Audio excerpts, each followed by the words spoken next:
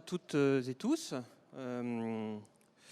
Toute l'équipe des JTSE et de la revue L'actualité de la scénographie est très heureuse de vous accueillir pour cette édition des JTSE, de vous retrouver surtout, hein, après presque 2 ans très compliqués, hein, vous le savez, à cause de la crise sanitaire, donc pour vos métiers, pour vos savoir-faire, pour le monde du spectacle, de l'événement en général. Alors je vous rassure, on va pas parler que du Covid hein, durant ces tables rondes, mais on va en parler aussi parce que c'est inévitable. Je tiens à vous rassurer, on va rentrer dans le concret assez rapidement, avec un premier échange sur un sujet très pratique, qui est celui de l'utilisation des fréquences radio, fréquences que vous pouvez utiliser dans vos métiers, hein, pour faire, voilà, qui concernent des équipements sans fil, micro, caméra, casque, autres. Et donc du coup, cette table ronde, elle a été souhaitée par le syndicat des entreprises internationales de négoce électronique en électronique professionnelle, et l'Alliance des professionnels de l'événementiel, du spectacle et de l'audiovisuel, qui ont voulu faire une communication sur ce sujet, parce qu'il y a une actualité qui concerne certaines fréquences, si j'ai bien compris. Mais les intervenants présents vont vous en dire plus. Et alors, je vais laisser Évangeline Pirot présenter le sujet et aussi présenter ses invités. Et donc nous en dire plus, puisque alors, il me semble que le sujet concerne le fait que certaines fréquences pourraient faire l'objet d'interférences, c'est ça? Oui, ou elles pourraient être récupérées par d'autres... Notamment parce que le ministère de l'Intérieur compte les utiliser davantage, hein, voilà. C'est bien ça. Voilà. Donc la table ronde, qui est surtout une présentation, on va dire, hein, de cette actualité, de ces enjeux, va durer une 20aine de minutes. Et puis ensuite, si vous le souhaitez, vous pourrez échanger avec les intervenants pendant une dizaine de minutes. Et puis, on en reparlera après. Moi, je ferai un petit peu le maître du temps si ça dépasse. Voilà. Ouais. Merci. Je vous laisse la parole. Merci François. Merci pour cette introduction et puis merci à tous d'être présents. Donc, je partage aujourd'hui cette table ronde avec Jean-Marie Le Gouem, qui est secrétaire général du CNEP, donc le syndicat dont a parlé François juste avant, qui est celui des importateurs et exportateurs en électronique professionnelle. Et il abrite en son sein le groupe de l'Alliance, qui a beaucoup œuvré pour le secteur audio pendant les 18 derniers mois. Et puis, avec nous aussi, nous sommes accompagnés par Ludovic Sardnal, qui est le directeur technique chez Algam Entreprises et qui va apporter sa vision technique et d'expert sur tout ce qui est fréquence. Donc, la raison pour laquelle on a voulu organiser cette table ronde aujourd'hui, c'est qu'il a été porté à notre attention par l'APWPT, qui est l'association internationale qui représente les intérêts des utilisateurs et fabricants d'équipements de production sans fil, que de nouvelles plages de fréquences sont dans le viseur des pouvoirs publics français et notamment de l'Agence nationale des fréquences, la NFR, et notamment la bande DECT. Donc, l'objectif de cette table ronde, c'est de faire un rapide point de la situation. On n'aura pas forcément des réponses, mais ce qu'on aimerait, c'est un premier partage d'informations qui, on l'espère, pourra en amener d'autres et puis surtout qui pourra mobiliser tous les acteurs qui sont intéressés et les différents syndicats qui nous représentent. Donc, je vais, pour commencer, laisser la parole à Ludovic. Est-ce que tu peux... Alors, je vais juste... Alors, je peux...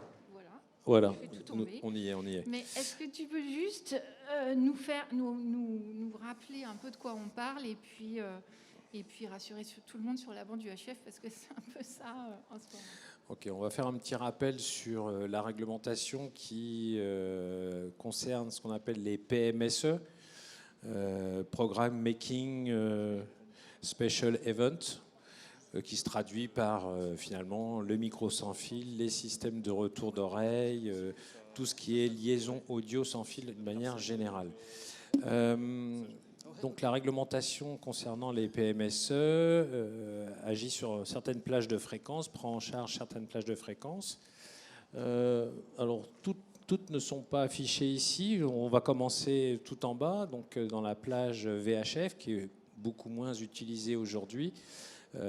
Donc vous savez qu'on a la possibilité d'utiliser des micros sans fil ou des systèmes de air monitor. Encore faut-il que les fabricants les proposent dans la plage 174 à 223 MHz.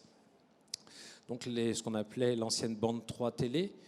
On a après évidemment ce qui a fait l'objet d'un certain nombre de réglementations, de changements dans la réglementation.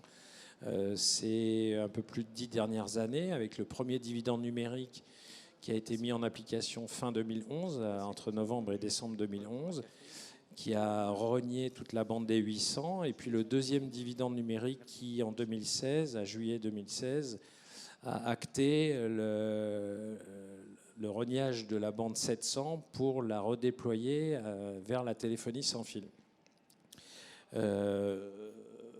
Donc, ce qui fait qu'aujourd'hui, on utilise pour les micros sans fil et les air monitors la plage 470-694 mégas, ce qui correspond à la fameuse bande 4 et 5 télé.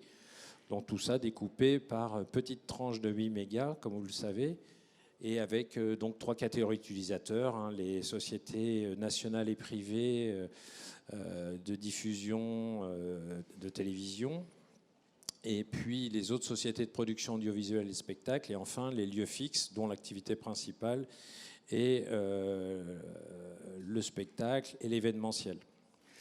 Et juste, donc la bande du HF, là, il y a eu une forte mobilisation, comme tu le disais, dans les années 2010 avec le premier dividende. Et là, elle est, pour l'instant, elle est sécurisée a priori. Théoriquement, elle est sanctuarisée puisqu'un décret, en tout cas en France, un décret existe sanctuarisant la plage 470-694 jusqu'en 2030.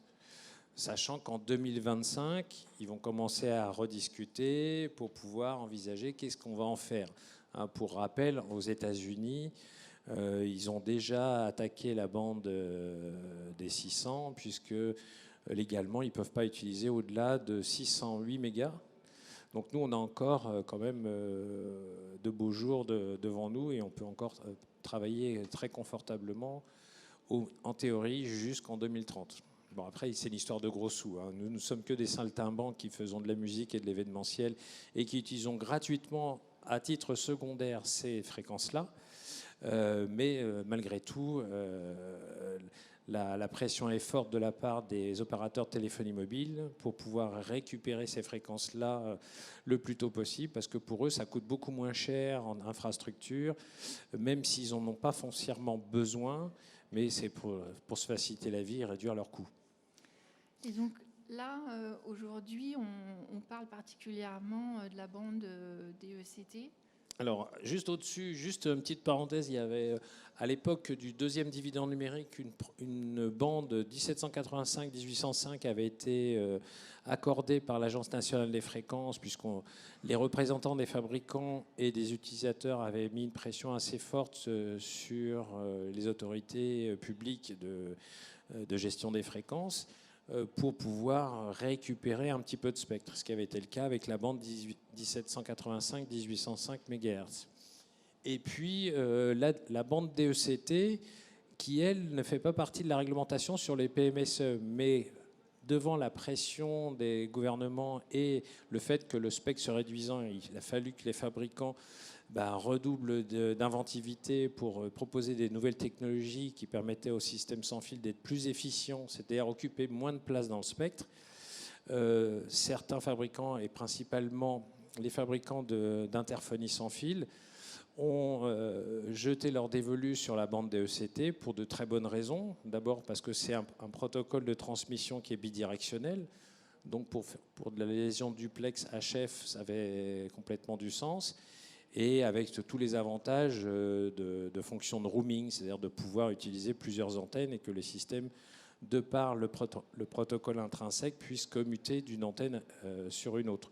Donc c'était tout l'intérêt du développement de l'interphonie sans fil dans la bande DECT. Et puis il y a d'autres bandes bien sûr au-dessus, il y a le 2 Go 4, il y a le 5 Go qui est pas notoirement utilisé par des micros sans fil, mais parfois par des systèmes de conférences, ce genre de choses. Voilà.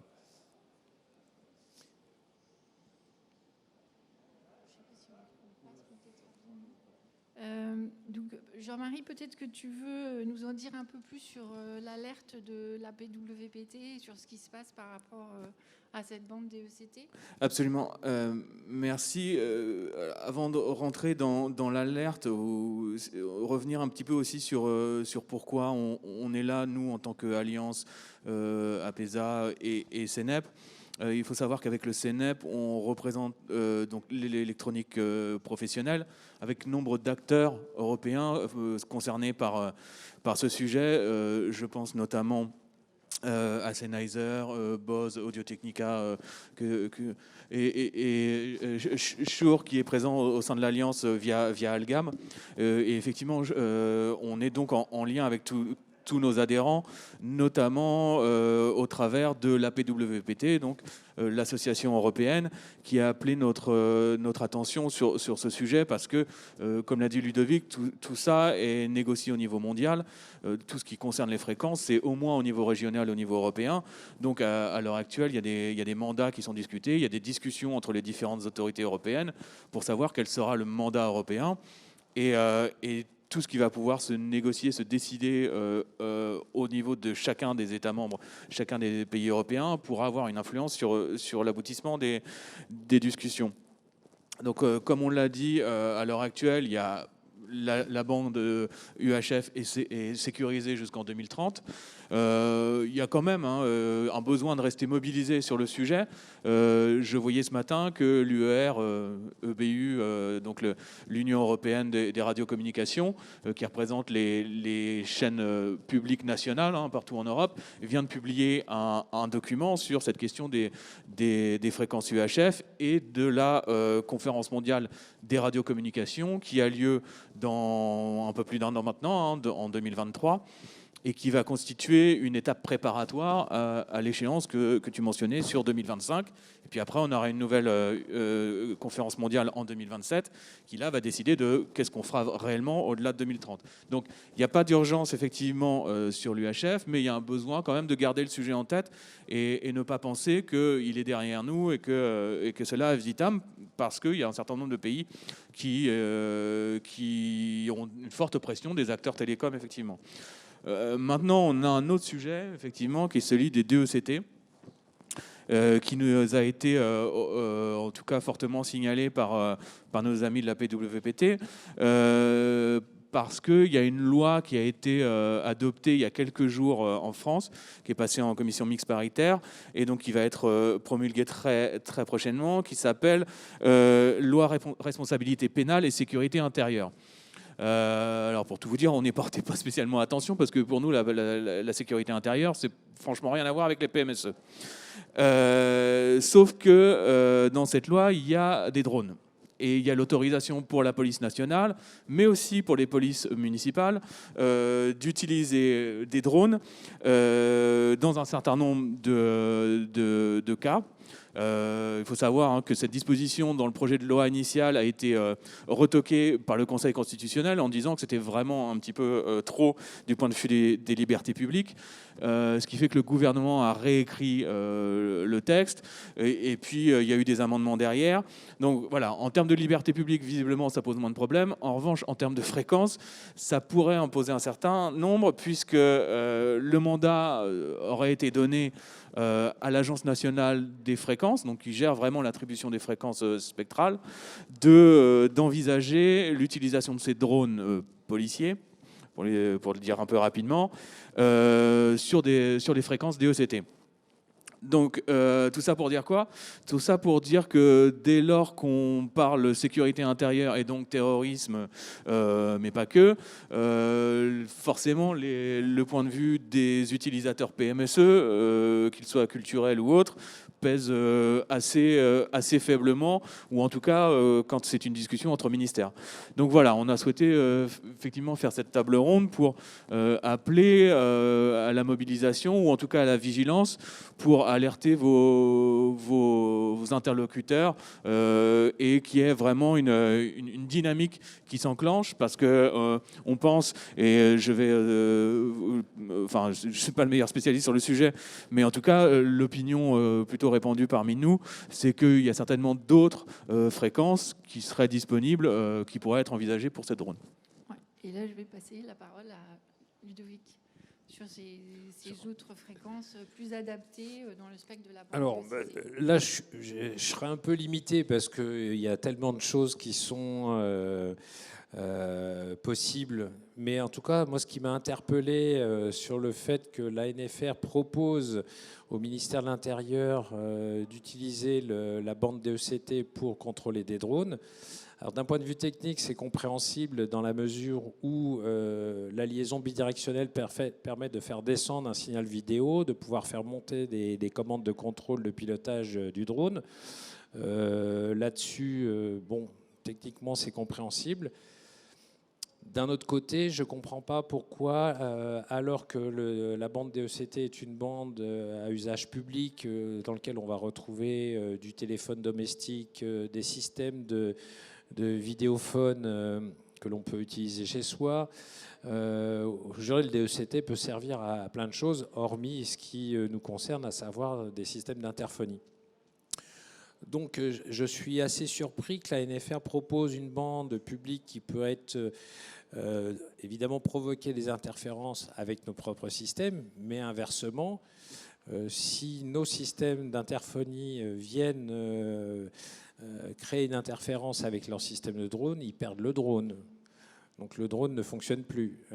Donc je ne comprends pas le choix de cette plage de fréquence-là, et je ne vois pas comment la France pourrait décider d'une manière unilatérale, d'un point de vue réglementaire, de s'allouer la bande DECT pour un usage de sécurité intérieure, sachant que ces bandes-là, comme les bandes de giga 4, comme les bandes 5 gigas, sont des plages de fréquences qui sont décidées au moins au niveau européen, mais en général à l'échelle mondiale, puisque ça oblige à un déploiement, et pour les fabricants de pouvoir se fixer sur des normes qui sont gérables en termes de production d'équipements.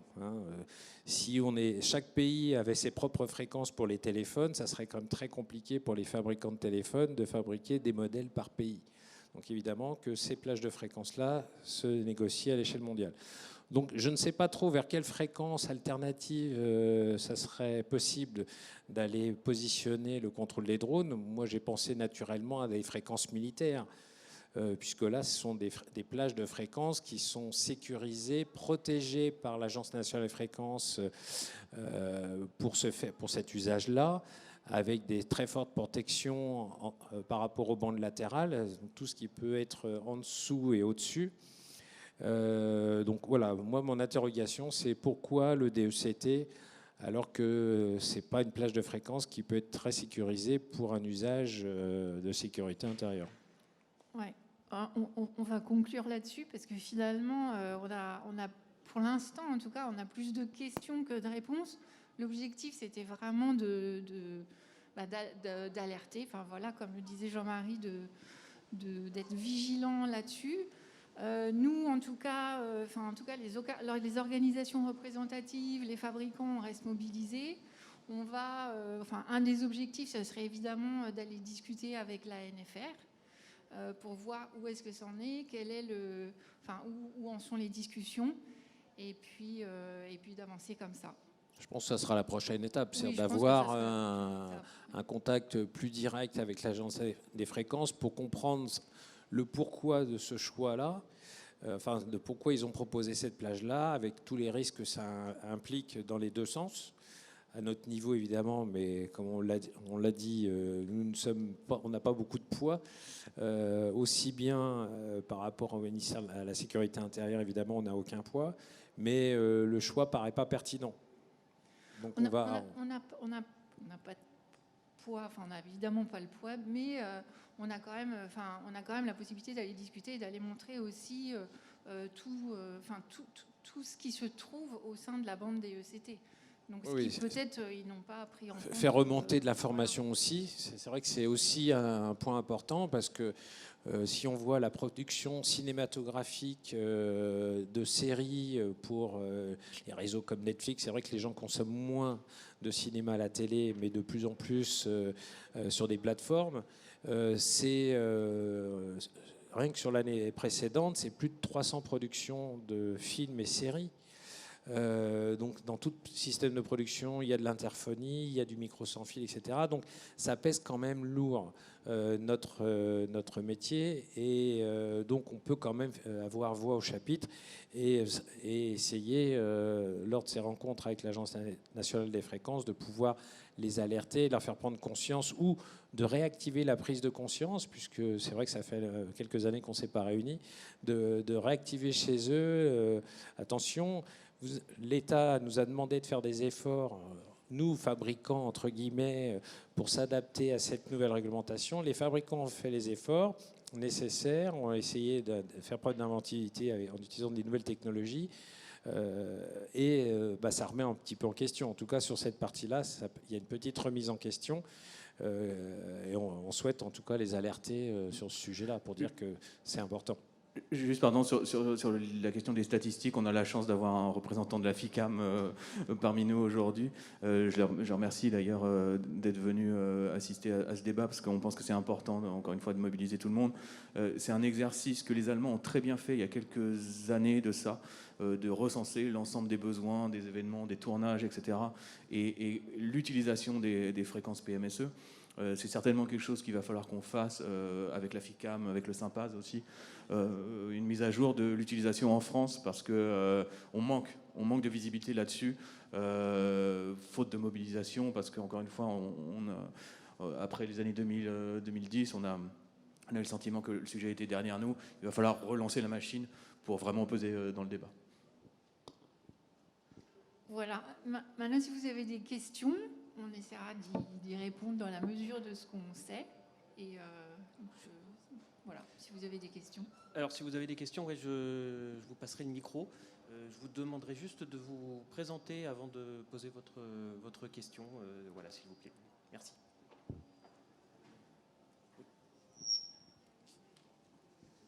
L'interférence. Merci. Bonjour, je suis Gisèle Clark, je travaille avec Sonomag.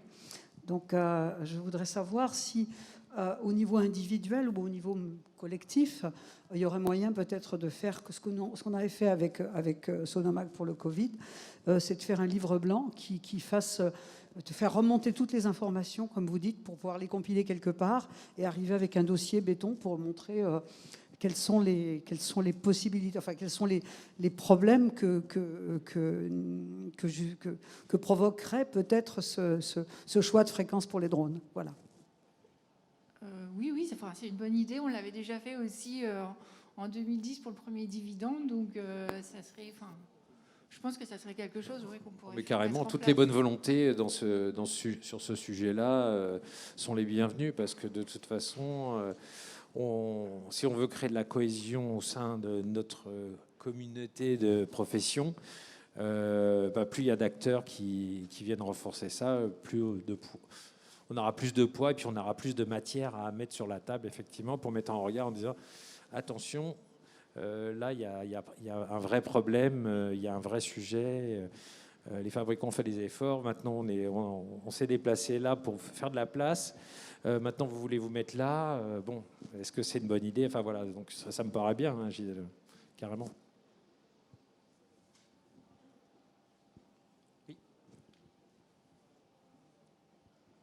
Oui, bonjour, je suis Fabien Marguiard de la FICAM, qui est la Fédération des industries du cinéma, de l'audiovisuel et du multimédia.